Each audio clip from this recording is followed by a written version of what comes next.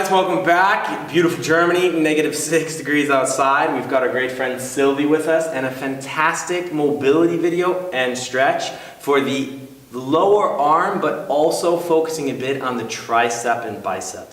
Alright guys, so we've got Sylvie prepped already in the first position, and you can go ahead and start the exercise here. And what we're going to have her simply do is just roll over the forearm area with this small little foam roll that we have here and apply a little bit of pressure on the top of her arm.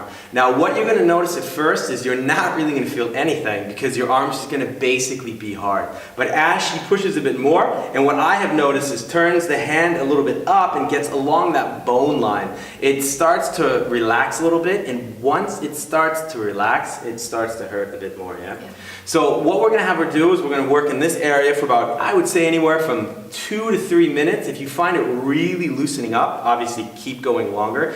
But then we're going to slide her a bit more forward so the roll can start going under her tricep. Now, promised for most guys, this will definitely hurt because we're just doing way too many dips and push-ups and not enough mobility. But also what we were noticing, the people sitting a lot at a desk quite a bit, on the computer quite a bit, is you're going to notice this is kind of also a secret spot of pain, if you will. When it comes to the carpal tunnel syndromes or all the pain that we have from basically sitting and working too much, we're always focusing on the forearm area. And what we will realize is in this area here, the tricep is, I would say, a secret thief of hiding much of this pain.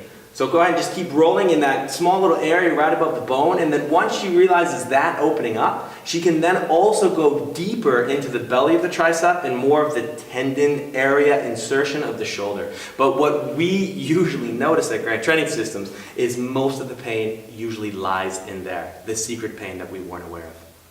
Alright, so what you will notice with the second position is it's a little bit more complicated to get into, and for the video purpose it's even a bit more complicated. But what Sylvie's going to now demonstrate is go ahead and start rolling just over the front of that arm. So what we're going to see here is the tennis players with a bunch of tennis elbow. Again, the people that are typing at the computer all the time, these muscles are always catching on fire, usually from not either A, the best position in which we're typing, or B, the fact that we're just typing way too much because we're not made to be typing on a computer. And here again, Sylvie can rotate her arm a little bit, just really kind of trying to search for your painful areas, yeah? So there's no right or wrong way to do this, so to speak. It's more just about finding the painful areas in your arm.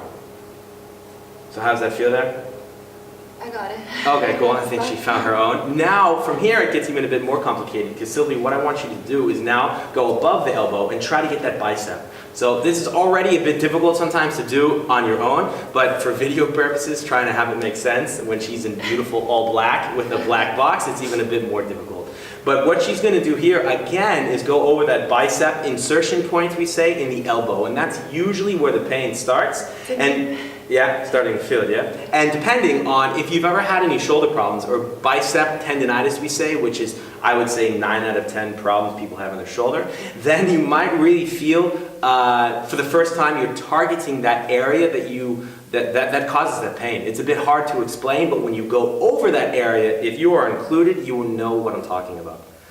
Sylvie, how's that feel? I feel it tickling my fingers. Okay, yeah, this is also quite normal because of the nerves that we have through there, but that's okay. If it starts to go completely numb, you can always just take a break, but in the meantime, just push lightly, continue to go through it, and when we're done, give yourself a few minutes of a break, and usually it feels better. If not, that just means we need to go a bit lighter next time.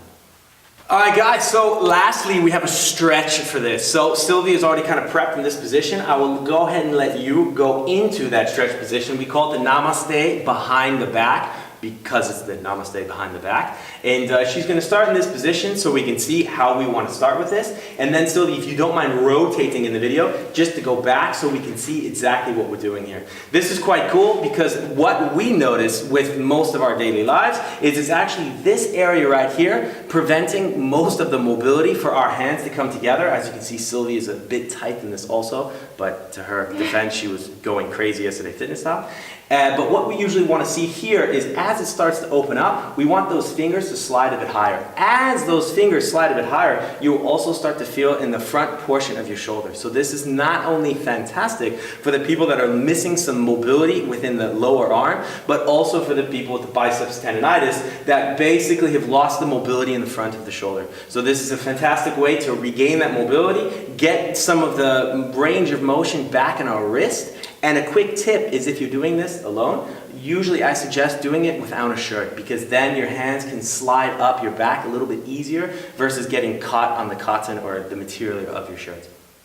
Alright guys, so until next week, again thank you to our beautiful model Sylvie that now has very loose arms. Always Instagram, Facebook, www.gtsgermany.com, and until next week guys, peace.